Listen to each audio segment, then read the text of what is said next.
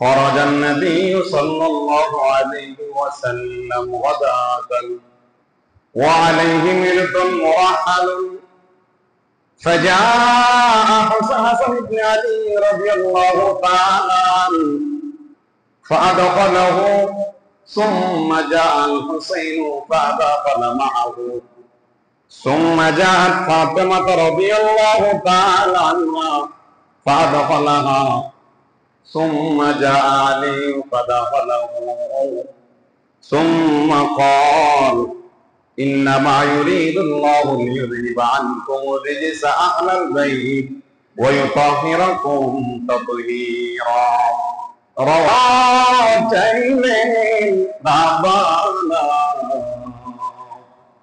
কলিজা পাতিয়া যাইব শুনিলে সে ঘটনা আল্লাহুম্মা সাল্লি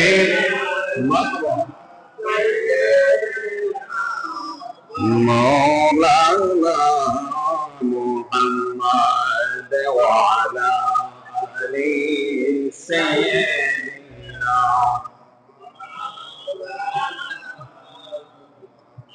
হাসান শহীদ জহরতে হুসাইন শহীদ কারবালা জয়নাল আবদিন বন্দী হইল এজিদের জেলখানায় আল্লাহুম্মা সাল্লি মারহাবা মাওলানা মুহাম্মদ ওয়া আলা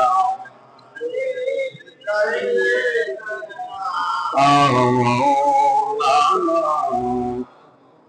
লা ইলাহা লা ইলাহা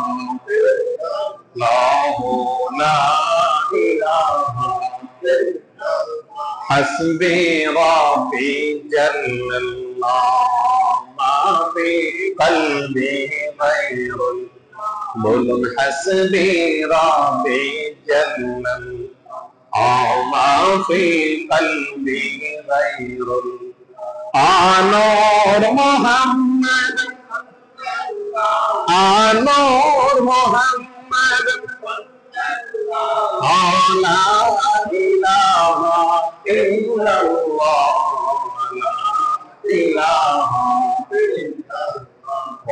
لا إله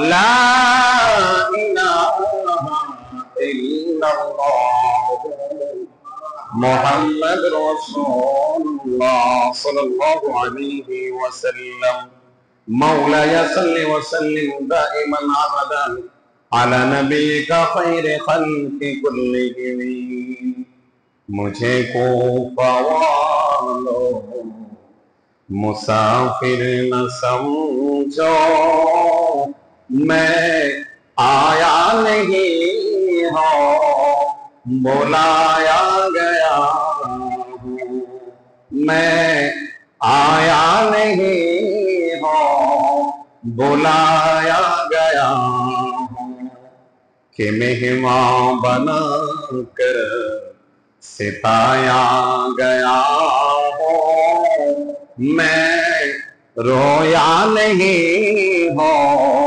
रुलाया गया मुअज्जज़ मुहतरम वालिल करम सम्मानित सामियान करम रहमनी व रहमकुमुल्लाह ताआला আল্লাহ পাকের আলিশান দরবারে লাখো কোটি শুকর ও সুজুদ যে মন আল্লাহ পাক আমাদেরকে সাইয়্যিদুল আইয়াম জুমার দিনে জুমার নামাজ আদায় নিমিত্তে শাহরুল্লাহিল মুহররম আল্লাহর মাস মুহররমুল হারাম মাসের দ্বিতীয় জুমার নামাজ আদায় নিমিত্তে আল্লাহর ঘর মসজিদে আসার বসার রব্বে কারীম আমাদেরকে সুযোগ প্রদান করেছেন সেই রব্বে কারীমের দরবারে উচ্চ আওয়াজে জবান খুলে বলি আলহামদুলিল্লাহ লক্ষ করে দরুদ সালাম ওই নবী পাকের কদম মোবারকে যিনি হায়াতুন নবী জিন্দা নবী নূর নবী শফিউল নবী রাহমাতাল লিল আলামিন রাহাতাল আশিকিন মুরাদুল মুস্তাকিন শামসুল আরিফিন সিরাজুস সালিকিন মিসবাহুল মুকাররবিন মুহিব্বিল ফুকারা ওয়াল গুরাবা ওয়াল মাসাকিন সাইয়্যিদুল আম্বিয়া ইমামুল আম্বিয়া ওয়াল মুরসালিন হযরত নূহ সাল্লাল্লাহু তাআলা আলাইহি ওয়াসাল্লামের পাক কদম মুবারকে বেহদ সালামি আল্লাহ পাক কবুল করুন, সকলে বলুন আমিন। তারই সাথে সাথে শুহাদায়ে কারবালা, ইমামে দস্তে কারবালা, ইমাম আলী মুকাম হুসাইন রাদিয়াল্লাহু তাআলা আনহু 61 হিজরিতে আপন নানার ইসলামটাকে জিন্দা করার জন্য সেই 22,000 মুনাফিকের সামনে সর মুবারক ঝুঁকিয়ে দিয়েছেন, ঈমান দেন নাই। আলী মুকাম রাদিয়াল্লাহু তাআলা আনহুমার দরবারে বেহদ শুকর ও সুজুদ, জিনার মাধ্যমে আমরা সঠিক ইসলাম পেয়েছি। আল্লাহ রাব্বুল আলামিন তিনার সাদকায় আমাদেরকে কবুল করুক, সকলে বলুন আমিন। মাগফিরাত কামনা করছি আমাদের থেকে বিদায় নিয়ে যারা আমাদের সব তথা কবরবাসী হয়ে আছেন, আল্লাহ রাব্বুল আলামিন যেন আজকের এই জুমার সাদকায় তাদের কবর আযাব মাফ করে তাদের কবরগুলোকে জান্নাতের আলা মাকাম দান করে, সকলে বলুন আমিন। মুআজ্জিজ মুহতারাম, আজকে জুমার দ্বিতীয় জুমা, মুহররমুল হারাম মাসের।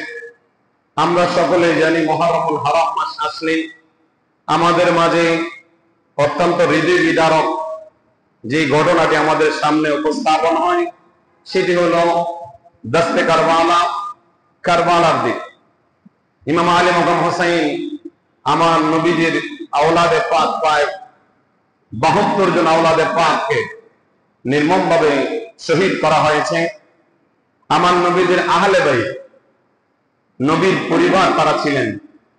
আজকে আমরা জুমার আলোচনা করব আহলে বাইত তথা নবী পরিবার নিয়ে। এই নবী পরিবার বলতে কাদেরকে বোঝানো হয়েছে, তাদের ফাজাইল কি এবং তাদের মর্যাদা কি, এই নিয়ে আজকে আলোচনা করব। মা তৌফিক ইল্লা বিল্লাহ, সকলে বলুন আমিন। আহলুল বাইত এটা আরবি শব্দ, যেটা বাংলা ঘরওয়ালা অর্থাৎ ঘরের বাসিন্দা। এই আহলুল বাইত শব্দটা কোরআনের 2টা আয়াতের মাধ্যমে আল্লাহ নাজিল করেছেন। একটি হলো সূরা হুদের 73 নম্বর আয়াত, যেটি নাজিল হয়েছে হযরত ইব্রাহিম খলিলুল্লাহর স্ত্রী সারা আলাইহিস সালাতু ওয়াস সালামের উপরে, যেরকম সুবহানাল্লাহ। আর দ্বিতীয় আয়াতটি নাজিল হয়েছিল আমার নবীজি সেই বিবিগণের উপর, যেটি হলো সূরা আহজাব 33 নম্বর আয়াত। ইনশাআল্লাহ আজিজ, এই 2 আয়াতের মাথা হাতে আহলে বাইত রাসূল কারা, আহলে বাইত দ্বারা কাদেরকে আল্লাহ উদ্দেশ্য করেছেন, এই নিয়ে আলোচনা করব। আল্লাহ শুনে ঈমান আকীদা মজবুত করার তৌফিক দান করুন, সকলে বলুন আমিন। তাহলে আমরা বললাম আহলুল বাইত ঘরওয়ালা কারা। আল্লাহ হযরত ইব্রাহিম আলাইহিস সালাতু ওয়াস সালাম জমানায় যখন লূত আলাইহিস সালাতু ওয়াস সালামের কওমকে ধ্বংস করার জন্য আল্লাহ চেয়েছেন, তখন আল্লাহ জিবরাইলের মাধ্যমে কিছু ফেরেশতা সর্বপ্রথম হযরতে ইব্রাহিম আলাইহিস সালামের বাড়িতে আল্লাহ পাঠালেন, বলেন সুবহানাল্লাহ। তারা এসেছে মানুষের সুরতে। কিসের সুরতে? ফেরেশতা এসেছে মানুষের সুরতে। সূরা হুদের 69 নম্বর আয়াত থেকে নিয়ে 73 নম্বর আয়াতের তাফসীর আমার আল্লাহ হযরত ইব্রাহিম আলাইহিস সালামের কাছে যখন হযরতে জিবরাইল আমিন সহ কয়েকজন ফেরেশতাকে আল্লাহ পাঠালেন, তারা এসেছে মানুষের সুরতে। হযরত ইব্রাহিম আলাইহিস সালাম তাদেরকে মেহমানদারি করার জন্য তিনি একটা ছোট বাছুরকে সুন্দর করে বুনা করে তাদের সামনে উপস্থাপন করেছেন, যেরকম সুবহানাল্লাহ। এই হাদিসের গভীর মনোযোগ। ইব্রাহিম আলাইহিস সালামের এক অভ্যাস ছিল, তিনি যখন খানা খেতেন, দস্তরখানে বসতেন, তখন মেহমান নিয়ে খানা খাইতেন। ওই দিন তিনি দেখলেন তিনার ঘরে মেহমান বর্গ, তিনি একটা ছোট বাছুরকে বুনা করে তাদের সামনে যখন উপস্থাপন করলেন, উপস্থাপন করার পর ফেরেশতারা তো খায় না। হযরত ইব্রাহিম আলাইহিস সালাম দেখলেন ওই ফেরেশতারা খাবারের দিকে হাত দিচ্ছে না, তিনি ভয় পেয়ে গেলেন। মনে হয় তিনারা হয়তো বা ডাকাতি করতে আমার কাছে এসেছে, মানুষের বেশ ধরে সুন্দর আবা জুব্বা পরে এসেছেন। হযরত ইব্রাহিম আলাইহিস সালাম সাময়িকের জন্য একটু ভয় পেয়ে গেলেন। হযরত ইব্রাহিম খলিলুল্লাহ আলাইহিস সালাতু ওয়াস সালামকে জিবরাইল আমিন ডেকে বলেন, লা তাখাফ, আপনি ভয় পাবেন না। ইন্না উরসিলনা, আমরা আল্লাহর পক্ষ থেকে এসেছি কওমে লূতকে ধ্বংস করার জন্য। আল্লাহ আমাদেরকে প্রেরণ করেছেন, আমরা মানুষ নই, আমরা হলাম ফেরেশতা। যেরকম সুবহানাল্লাহ। ফাদাহিকা, কোরআনের ভাষায় হযরত ইব্রাহিম আলাইহিস সালামের স্ত্রী ছিল সারা, প্রায় 90 বছর বয়স তেনার। তিনি আড়াল থেকে তাদের অবস্থা দেখে তিনি হাসতেছেন। এই হাসা দেখে জিবরাইল আমিন বললেন, আপনি হাসবেন না, আল্লাহ রাব্বুল আলামিন চাহেন তো আপনার ঘরের মধ্যে ইসহাককে দান করবেন। বলে সুবহানাল্লাহ। আতাজাবিন, তিনি আশ্চর্য হয়ে গেলেন। কেন? কয় আমিও বুড়া, আমার শায়খও বুড়া, এই অবস্থায় তো বাচ্চা হওয়ার কোনো অবকাশ নেই। কারণ আমিও বয়োবৃদ্ধা, আমার শায়খ তথা আমার স্বামীও বয়োবৃদ্ধা, এই বয়সে কিভাবে বাচ্চা হবে? তখন ফেরেশতারা ডেকে বললেন, আপনি কি আল্লাহর কোন কথায় বা আল্লাহর কোন কর্মে সন্দেহান করছেন? কয় না। কয় রাহমাতুল্লাহি ওয়া বারাকাতুহু ইয়া আহলাল বাইত। আমার আল্লাহ বলেন, সারাকে দেখে বলেন, আল্লাহ আপনি আল্লাহর রহমত থেকে নৈরাশ হবেন না। আল্লাহ রাব্বুল আলামিন এই বয়সে আপনার ঘরে একটা সন্তান দেবে, তার নাম হবে ইসহাক। শুধু ইসহাক নয়, আল্লাহ রাব্বুল আলামিন ইসহাক থেকে আরেকটা সন্তান দিবেন, তার নাম হলো ইয়াকুব। এই ইয়াকুবের মাধ্যমে আল্লাহ অসংখ্য অগণিত নবী এবং রাসূল দুনিয়াতে প্রেরণ করবেন। তাহলে সূরা হুদের 73 নম্বর আয়াতের মধ্যে বললাম আহলুল বাইত, আছে না নাই? আহলে বাইত, এটার দ্বারা সম্বোধন করা হয়েছে কাকে? হযরত ইব্রাহিম আলাইহিস সালামের স্ত্রীকে, সারা রাদিয়াল্লাহু তাআলা আনহাকে। মারহাবা বলেন। এবার আসেন সূরা আহজাব 33 নম্বর সূরা 33 নম্বর আয়াত। আমার আল্লাহ কোরআনুল কারীমে বলতেছেন, ইন্নামা ইউরিদুল্লাহু লিইউযহিবা আনকুম রিজসা আহলাল বাইতি ওয়া ইউতাহহিরাকুম তাতহীরা। আল্লাহু আকবার। এই আয়াত নাযিল হয়েছে আমার নবীজির উপরে।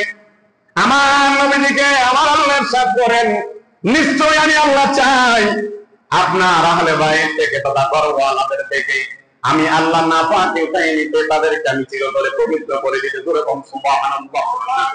তাহলে আহলে বাইত তারা পবিত্র। এখন এই আয়াতের দ্বারা আমার নবীজির উপর যখন এই আয়াত নাযিল হলেন, আল্লাহ রাব্বুল আলামিন তো আহলে বাইত দ্বারা কাদেরকে উদ্দেশ্য করেছেন? এই আয়াতের মধ্যে আল্লাহ রাব্বুল আলামিন যদিও বিবিদেরকে উদ্দেশ্য করে বলেছেন, কিন্তু মুসলিম শরীফের হাদিস আমার নবীজি বলেন, আহলে বাইত কারা জানেন? গাদাতান ওয়া আলাইহি মিরতুন মুরাহালুন পা। আমার নবীজি সরকার দো আলম হযরতে আম্মা জান সালমা রাদিয়াল্লাহু তাআলা আনহার ঘর থেকে বের হলেন। মুসলিম শরীফের 2424 নম্বর হাদিস। আল্লাহু আকবার। মুসলিম শরীফ, সহিহ মুসলিম শরীফের হাদিস। আমার নবীজি স্ত্রী হযরতে মা আয়েশা রাদিয়াল্লাহু তাআলা আনহা থেকে বর্ণিত, তিনি বলেন, আমি দেখলাম একদিন আমার নবীজি হযরতে সালমা রাদিয়াল্লাহু তাআলা আনহার ঘর থেকে বের হলেন। ওয়া আলাইহি মিরতুন মুরাহালুন মিন শারিল আসওয়াদ। আমার নবীজির গা মুবারকের মধ্যে, শরীর মুবারকের মধ্যে কালো রেশমি অঙ্কিত একটা সুন্দর চাদর গায়ে ছিল। আমার নবীজি চাদর মুবারক গায়ে দিয়ে বের হলেন। সুবহানাল্লাহ। ফাজা হাসান ইবনে আলী, আমার নবীজির কাছে হাসান আসলেন। ফাআদখালাহু, আমার নবীজি ওই চাদরের মধ্যে হাসানকে ঢুকালেন। করে কোন সুবহানাল্লাহ। আমার নবীজি হাসান রাদিয়াল্লাহু তাআলা আনহুকে চাদরের মধ্যে ঢুকালেন। তারপরে ফাজা হাসান ইবনে আলী, তারপরে হুসাইন আসলেন। ফাদাখালা মাহু, তিনাকে ঢুকালেন। কয়জন হলো? 3 জন। কয়জন? আমার নবীজি, হাসান, হুসাইন, কয়জন হলো? তারপরে ফাজাত ফাতেমা রাদিয়াল্লাহু তাআলা আনহা ফাদখালাহা, আমার নবীজির সামনে মা ফাতেমা আসলেন। আমার নবীজি চাদর মুবারকে মা ফাতেমাকে ঢুকালেন। সুবহানাল্লাহ। কয়জন হলো? আমি আহলে বাইত কারা তাদের একদম কোরআন এবং হাদিস দ্বারা ভেঙে দিচ্ছি। কয়জন হলো? 4 জন। সুম্মা আলীউন জালিউন, তারপরে হযরতে আলী আসলেন। ফাদাখালাহু, তিনাকে ঢুকালেন। সুবহানাল্লাহ। কয়জন? যেরকম 5 জন যখন ঢুকে গেল, আমার নবীজি আসমানের দিকে তাকিয়ে বলেন, ইন্নামা ইউরিদুল্লাহু লিইউযহিবা আনকুম রিজসা আহলাল বাইত ওয়া ইউতাহহিরাকুম তাতহীরা। আল্লাহু আকবার। ও আল্লাহ, আপনি যাদের থেকে পবিত্রত করবেন, যাদের থেকে অপবিত্রকে আল্লাহ দূরীভূত করবেন, এরা আমার আহলে বাইত, এরাই আমার আহলে বাইত, তথা এরাই আমার আওলাদ। আল্লাহ এদের থেকে আপনি নাপাকে উঠাই নেবেন, এরা আমার আহলে বাইত। যেরকম সুবহানাল্লাহ। কয়জন হলো? যেরকম 5 জন। এখানে একটা কথা শুনেন, আহলে বাইত দ্বারা কোরআন এবং হাদিস দ্বারা বুঝলাম নবী পরিবারের সকল সদস্যকে বলা হয় আহলে বাইত, ঘরওয়ালা। তবে এই হাদিস দ্বারা আমার নবীজি কয়জনকে ঢুকাইছেন? কথা বলেন। এবার আসেন, নবীজির মেয়ে কয়জন জানেননি? 4 জন। কয়জন? জয়নব, রুকাইয়া, উম্মে কুলসুম, ফাতেমা। কয়জন হলো? 4 জন। এবার আসেন, নবীজির কি শুধু ইমাম আলী মাকাম হোসেন, হাসান হোসেন ছিলেন, না তিনার নাতি আরো ছিলেন? আরো ছিলেন। মোট তিনার নাতি এবং নাতনি হলো 8 জন। কয়জন? কেন কোমর ভাঙিয়ে দিচ্ছি? এখনকার সময় বলতেছে না, আহলে বাইত নবীর স্ত্রীগণ, আহলে বাইত দ্বারা শুধু হাসান হোসেন, মাওলা আলী, শেরহুদা, মা ফাতেমা নয়। এটা বলে আমাদেরকে মিসগাইড করছে। আমি আপনাদেরকে খোলাসা করে দিচ্ছি, নবীর আহলে বাইত দ্বারা কাদেরকে আল্লাহ উদ্দেশ্য করেছেন আপনারা এই আলোচনা শুনলে ইনশাআল্লাহ বুঝতে পারবেন। আল্লাহ রাব্বুল আলামিন বুঝে তৌফিক দান করে, বুঝে শুনে আমল করার তৌফিক দান করে। সকলে বলেন আমিন। আল্লাহুম্মা সাল্লি আকেন। আল্লাহ যার চোখে এক নজরে বিশ্বভুবন দেখেন, তাহার 2 চোখে আল্লাহ আসে। কমন হলো দিলে কে ছাড়ে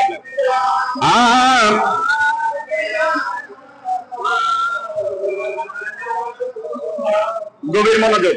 নবীজির মেয়ে কয়জন? ছেলে ছিল, ওনারা ইন্তেকাল করেছেন। এবার আসেন, জয়নবের ঘরে 2 সন্তান ছিল। কয় সন্তান? 2 সন্তান। একজনের নাম ছিল আলী, আরেকজনের নাম ছিল উমামা। একটা ছেলে এবং একটা মেয়ে। কিতাবের মধ্যে এসেছে এই জয়নবের ঘরে যে সন্তান, ছেলে সন্তানটা জন্মগ্রহণ করেছে, সেই ছেলেটা আলী, সে ছোটবেলায় মারা গেছে। আর উমামা রাদিয়াল্লাহু তাআলা আনহা, নবীজির একজন নাতি, জয়নব থেকে যেই নাতিটা, ওই নাতনিটা বড় হয়েছিল। এটার মধ্যে আসছে যে আমার নবী এই নাতনিকে বেশি মহব্বত করত। যেরকম সুবহানাল্লাহ। এবার আসেন, উম্মে কুলসুমের ঘরে কোনো সন্তান ছিল না। রুকাইয়ার ঘরে একটা সন্তান ছিল, ছেলে সন্তান, নাম হলো আব্দুল্লাহ। তাহলে জয়নবের 2 জন আর রুকাইয়ার 1 জন, কয়জন হলো? যেরকম।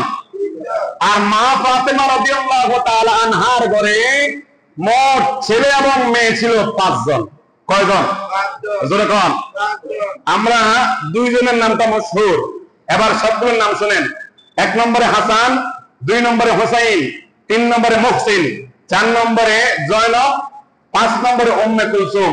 ওই যে ফাতেমা রাদিয়াল্লাহু তাআলা আনহা, তিনার 2 বোনের নামে তিনার 2টা মেয়ের নাম রেখেছেন। যেরকম সুবহানাল্লাহ। তাহলে ওনার ঘরে সন্তান কয়জন? জোরে কর না। এবার আসেন, যারা এখানে মিসগাইড করছেন যে আহলে বাইত দ্বারা যে আমরা 5 জনকে উদ্দেশ্য করি, না, সবাই তিনার আহলে বাইত। আপনারা আবার বলেন তো, চাদর মুবারকে আল্লাহ রাসূল কয়জনকে ঢুকাইলেন? জোরে কয় না। 5 জনকে ঢুকালেন। কয়জন? আল্লাহ রাসূল অন্যদেরকে ঢুকান নাই কেন? তার কারণ এবার আসেন, সূরা আলে ইমরানের 61 নম্বর আয়াত। কয় নম্বর? জোরে কন। 61 নম্বর আয়াত। তাফসীর ইবনে কাসির খুলে দেখেন, তাফসীরে কাশফ খুলে দেখেন, আপনারা স্পষ্ট হয়ে যাবেন যে আমরা আহলে বাইত দ্বারা 5 জনকে কেন সম্বোধন করি। আরে আমরা নয়, স্বয়ং নবীজি 5 জনকে জুড়া করে তিনি বলেছেন, আল্লাহুম্মা হাউলাই আহলে বাইতি। ওগো নবী, ওগো আল্লাহ, এরাই আমার আহলে বাইত। বলুন সুবহানাল্লাহ। এ হাজিরিন, গভীর মনোযোগ। বুখারী শরীফ 6155 নম্বর হাদিস।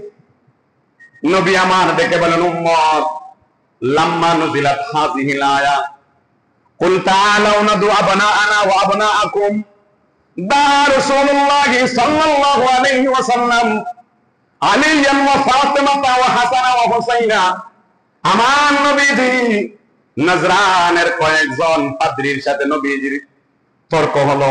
কি তর্ক? ওই নজরানের পাদ্রীরা বলতেছে, খ্রিস্টানরা বলতেছে ঈসা আলাইহিস সালাম আমাদের নবী, আমাদের অভিভাবক, কিন্তু ঈসা আলাইহিস সালাম তিনার মা ছিলেন বাবা তো আল্লাহ। জোরে কোন নাউযুবিল্লাহ, আরে জোরে কোন নাউযুবিল্লাহ। খ্রিস্টানরা বিশ্বাস করেন ঈসা আলাইহিস সালাম আল্লাহর পুত্র।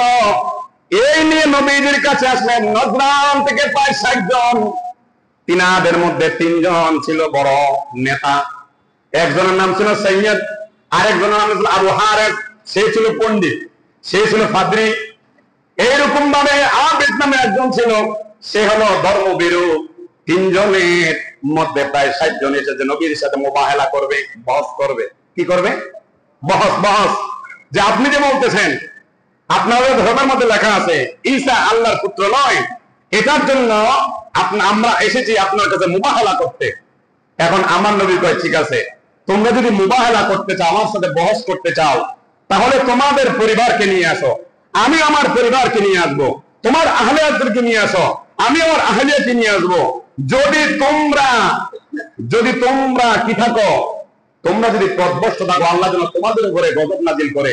যে পথভ্রষ্ট থাকবে তার উপরে যেন আল্লাহ গজব নাজিল করে। এখন আবু হারেস নামক যে পণ্ডিত, ওই পণ্ডিত বলতে, ঠিক আছে, আমরা অমুক দিন অমুক জায়গায় মুবাহালার জন্য আমরা একত্রিত হব। তখন আমার নবীজি সরকারে দো আলম নূরে মুজাসসাম নবীজি তিনার আহলে বাইত কয়জনকে এনেছেন জানেন? 5 জনকে। কয়জনকে? জোরে কোন? কয়জন? 5 জন। এই বুখারী শরীফের হাদিস, নুজিলাত হাযিহিল আয়া কুল তাআলাউ নাদউ আবনাআনা ওয়া আবনাআকুম ওয়া নিসাআনা ওয়া নিসাআকুম ওয়া আনফুসানা ওয়া আনফুসাকুম। জোরে কোন আল্লাহু আকবার। এই হাজিরিন গভীর মনোযোগ। আমার নবীজি বললেন, তোমাদের আহলে বাইতদেরকে নিয়ে আসবো, আমি আমার আহলেকে নিয়ে আসবো। তোমার পরিবারের সদস্যকে নিয়ে আসবো, আমি আমার সদস্যদেরকে নিয়ে আসবো। এই কথার উপর মুবাহালা হবো। সবাই তাদের পরিবারকে নিয়ে আসলেন। আমার নবীজি সরকার দো আলম নূরে মুজাসসাম নবীজি হযরত আয়েশাকে আনেন নাই, হযরত উম্মে সালমাকে আনেন নাই, অন্যান্য তিনার নাতিদেরকে আনেন নাই। তিনি 5 জনকে এনেছেন, তিনি সহ আলী, ফাতেমা, হাসান, হোসাইন। আল্লাহু আকবার।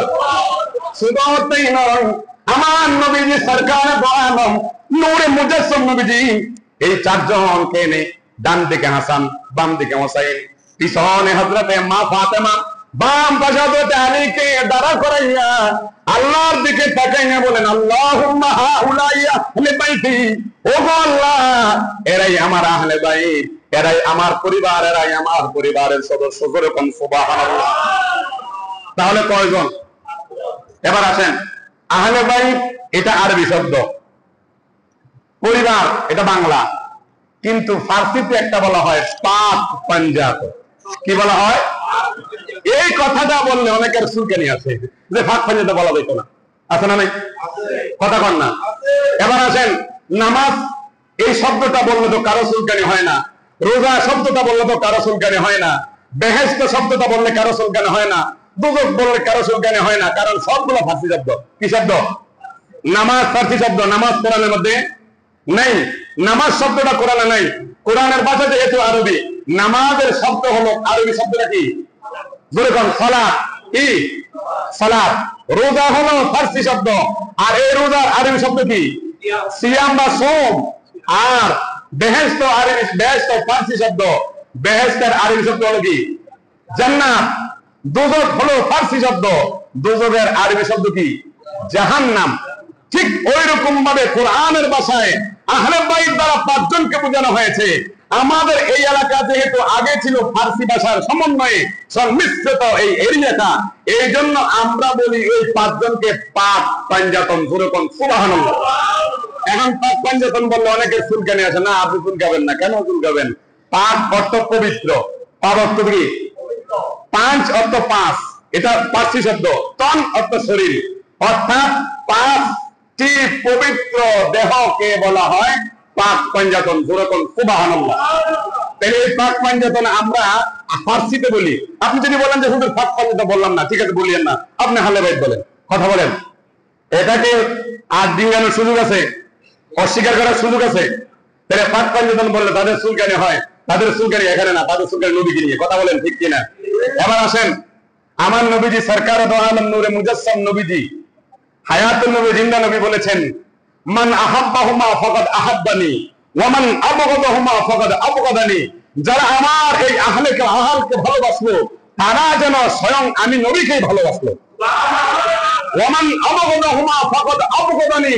আর যারা তাদের সাথে দুশমনি করলো, নবী বলেন তারা যেন আমি নবীর সাথে দুশমনি করলো। জোরে বলেন নাউজুবিল্লাহ। তাহলে মোহাব্বত যদি আলী মোকামকে করা হয়, কাকে করা হবে? নবীজিকে করা হবে। আর নবী যদি আলী মোকাম তথা ইমাম হোসাইনের সাথে দুশমনি করা হয়, কার সাথে দুশমনি করা হবে? এই জন্য ইয়েজিদকে আমরা পাপিষ্ঠ বলি, কথা বলেন ঠিক কিনা? ইয়েজিদ মালাউন, সে এমন অবস্থা ছিল। আপনি বলবেন হুজুর ইয়েজিদকে তো অনেক রহমতুল্লাহ আলাইহি কয়, রাদিয়াল্লাহু তাআলা আনহু কয়, দিনে 100 রাকাত নামাজ পড়েছেন, নাউজুবিল্লাহ বলতেন না। অথচ আপনি আল বিদায়া ওয়ান নিহায়া যাদের কাছে আছে, ওপেন চ্যালেঞ্জ দিয়ে বললাম, আপনারা যারা ইয়াজিদকে রহমতুল্লাহ বলেন, ইয়াজিদকে যারা লানত দেন না, আপনার ইমাম ইবনুদ্দিন কাসির রহমতুল্লাহ আলাইহি ওই আল বিদায়া ওয়ান নিহায়া কিতাবের মধ্যে পেয়ে যাবেন, ইয়াজিদ এমন মালাউন ছিল, যেদিন ইমাম আলী মুকাম হুসাইনের সর মোবারককে দামেস্কের মধ্যে নিয়ে গিয়েছিল, তখন তার হাতের লাঠি নিয়ে সে দাঁতের মধ্যে আঘাত করে বলে, আজকের এই দিন আমার জন্য। তার কারণ হলো বদরের প্রান্তরে আমার আহলিয়াদেরকে যারা মেরেছে, আজকে তাদের প্রতিশোধ নিয়েছে। দুরকম নাউজুবিল্লাহ, আরো জোরে কম। সে বলতেছে বদরের প্রান্তরে আমার আহলিয়াদেরকে যারা মেরেছে, আমার পূর্বপুরুষ যাদেরকে মেরেছে, তার মধ্যে ইমাম আলী মোকাম হোসাইনের নানা ছিল, সাহাবায়ে কেরাম ছিল, আজকে তাকে আমি কতল করে তার এই দেহটাকে কল্লা মোবারক আলাদা করে আজকে ওই বদরের প্রতিশোধ নিলাম। দুরকম নাউজুবিল্লাহ। এই লোকটা যেহেতু ইমাম আলী মোকাম হোসাইনের সাথে দুশমনি করেছে, সে কি আল্লাহ রাসূলের সাথে দুশমনি করে নাই? আরো যেরকম আপনি কিভাবে ইয়াজিদকে ইমাম বলেন? ইয়াজিদকে বলেন ইয়াজিদের কোনো দোষ ছিল না। হ্যাঁ, কারবালার ঘটনার যদি শুনেন, হযরত ইমাম আলী মোকাম হোসাইন ওখানে যুদ্ধ করার জন্য আসে নাই, তিনি যুদ্ধ করার জন্য আসেন। আপনারা সবাই জানেন, কুফাবাসী একটা নয়, দুইটা নয়, প্রায় 150 চিঠি লিখে বলেছে, আপনি যদি শেষ চিঠি ছিল, আপনি যদি এই মুহূর্তে কুফাতে এসে আমাদের ঈমানকে যদি না রক্ষা করেন, কিয়ামতের কঠিন ময়দানে আপনার নানা জনের সামনে আপনাদেরকে দাঁড় করাইয়া আমরা তৈরি ওই দিন আপনার নামে বিচার বসাবো যে আমরা চেয়েছিলাম ইমাম আলী মোকাম হোসাইন এসে কুফাতে আমাদের ঈমান রক্ষা করবে, কিন্তু না, তিনি আসেন নাই। এই ইমাম আলী মোকাম হোসাইনকে চিঠির মাধ্যমে যখন এই কথা বললেন, হযরত ইমাম আলী মোকাম হোসাইন মুসলিম বিন আকিলকে পাঠাইছেন। আপনারা সবাই জানেন, ইনশাআল্লাহ আমরা ধারাবাহিকভাবে কারবালার আলোচনা করব। ওয়ামা তৌফিক ইল্লা বিল্লাহ। আসসালামু আলাইকুম ওয়া রাহমাতুল্লাহি ওয়া বারাকাতুহু। এখন একটি এলান শুনেন। গত জুমাতে আমরা বলেছিলাম আমাদের সুরের কারণে আমাদের এখানে জিনিসপত্র নিরাপদ নয়, ঠিক না? তো গত জুমাতে আপনারা অনেকেই আলহামদুলিল্লাহ